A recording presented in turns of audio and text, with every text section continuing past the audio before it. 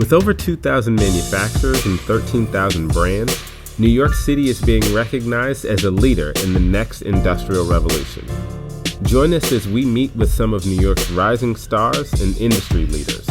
From CFDA President Steven Kolb. New York is considered one of the 4 global fashion capitals. It has a significant footprint in fashion. To New York City's Deputy Mayor, Alicia Glenn. I think the future of manufacturing in New York is not necessarily large-scale production. What we have to offer is really unique access to markets. Surrounded by thousands of manufacturers, media, and retail opportunities, New York ranks as one of the top 3 cities to start a business. And I'm your guide, Matthew Burnett, CEO of Makers Row, and this is Makers Row, New York City.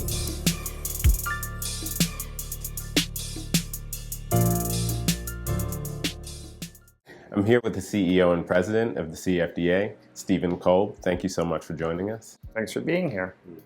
How important is New York to the CFDA? Well, New York is considered one of the 4 global fashion capitals, Milan and Paris and London being the other 3. So it has a significant footprint in the global landscape of fashion. Clearly, as the world has changed and technology has influenced business and our lives, people can create and produce anywhere now, but the historic and the sheer volume of fashion presence here in New York keeps it really as part of the top 4 and the significant city in the States for fashion. And everybody sees this Big Apple as the big stage for designers, but CFDA has been a big proponent of both the designers and the manufacturing space. How important is the manufacturing space here in New York? The CFDA as an organization was founded by designers, and we are a membership organization made up of designers. But much of our work is created to support the businesses of designers at every stage of the career, from students to postgraduate, emerging small business owners, and the big and famous iconic American brands. So that's our work. But we would be remiss in our work if we really just focused on the creative process. If you were to ask any successful designer what was a key part of their success, they would say it was their relationship with factories or with production. And so that has become one of the core pillars of CFDA's work. How can we invest in manufacturing, and how can we help the members of the CFDA maneuver and take advantage of the best to be stronger and greater creative brands?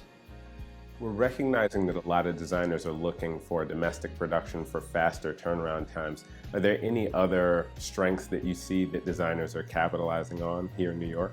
I think the designers, depending upon the point in their career, see different value for New York City-based production. If you're a young designer, it's kind of really all you know.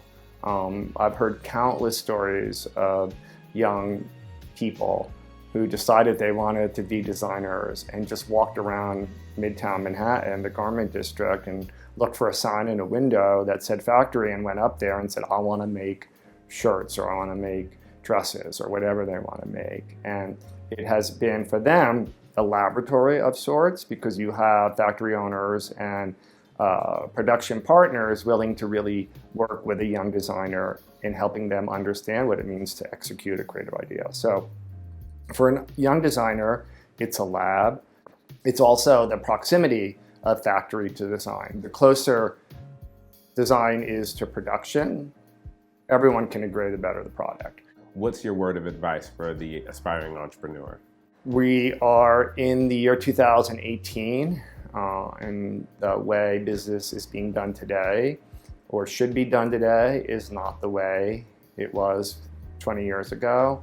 So my advice to young designers would to just do it differently, mix it up. Don't try to do it the way a designer previously did it who's had success, because even those designers that have been in business for decades, 30, 40 years, they're trying to figure it out and do it differently. Years ago, a designer had a creative idea and then built a business. Bill Blass, Pauline Gégère, Arnold Scazi, was based on the creative idea, and then a business was born. Now it's the opposite. It's entrepreneurs who have a business idea that's about design, and that's where you see the real success. So I think it's super important to focus on the business aspect and business model of doing business. The other thing that's so important is to not be concerned about what other people are doing creatively. Just try to have a focus on an idea. Clearly you need to create a brand DNA, a code of your house, so to speak, that's unique to you and that speaks to you. We're at a very interesting point. The pressure that comes with work. We just heard about the tragic suicide of Kate Spade, who was a CFDA member, very unexpected. We know the story of Alexander McQueen, Lorenz Scott, another CFDA member years ago, who decided to end her life. And they were dealing with a lot of industry pressure, and I think we as an organization and we as an industry really need to pay more attention to supporting each other around mental health and quality of life. How do you feel like you do that? Is that your friends, or whose responsibility is that? That's a good question, because somebody asked me that recently, and we are a not-for-profit trade organization, so we are about business, developing business and supporting designers in business. But when you look at business, what makes a business successfully? The most successful part of any business is the human capital, the people that work in a business. So that has to be part of the equation. And so I think it's about, for us, creating access and understanding where one can get support, mental health support, destigmatizing depression, encouraging better work-life balance. So it's really through programming and communication that I think is where CFDA could have some impact or influence. Thank you so much for joining us, Steven Kolb. We talked about entrepreneurial sacrifice, and you just got off of a plane, so thank you for your sacrifice of time. Thank you for your words of wisdom. Thank you. I'm sitting here with Deputy Mayor Alicia Glenn. Thank you so much for taking the time. Oh, it's my pleasure.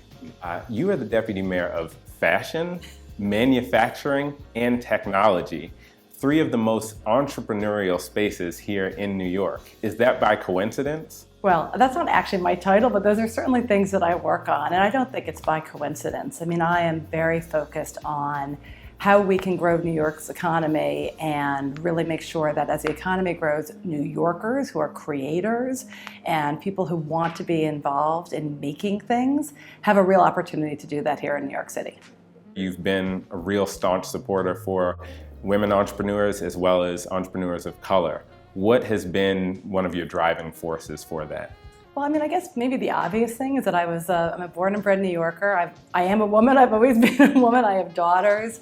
I have continued to see, despite all of the gains that women and people of color have made, that we're nowhere near leveling the playing field, right? I mean, we're still living in a country where it's normal to say there's only 80 cents is the pay gap.